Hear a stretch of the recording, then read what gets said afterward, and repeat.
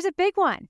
Yeah. You go ahead and read that. Commonwealth motion to preclude the defendant from raising a third-party culprit defense. That's right. Yeah. They want to prevent Karen Read and her team from being able to float the idea, even in their opening and closing arguments, that somebody else could have committed this crime. So they call this defense confusing, prejudicial, and they say that Read isn't going to provide any proof of said defense. And the law says if you're going to raise such a defense, you also have to provide evidence of that defense. But that's a big one. Yeah. I felt like they did, but okay. So this is the next one, Commonwealth. Commonwealth motion to obtain Corey records, criminal records of potential jurors. Appoint stenographer, prevent identification of jurors, and impound juror names during trial. Right. Impounding the names is expected. Preventing identification is expected. Sure.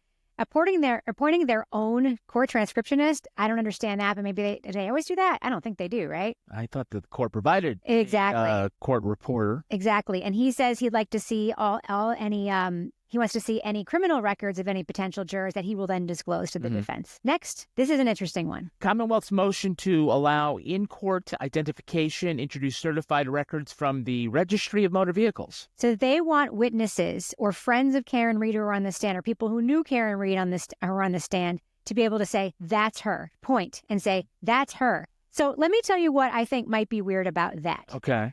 Pointing to the defendant and saying, that's her, is a signal of guilt to jurors. That's something that is known by prosecutors, and they basically want people to prove that they know this is Karen Read, i.e. the only defendant sitting at the defense table. Okay? Yeah. Well, I mean, the prosecution is required to identify the suspect as the culprit or the perpetrator.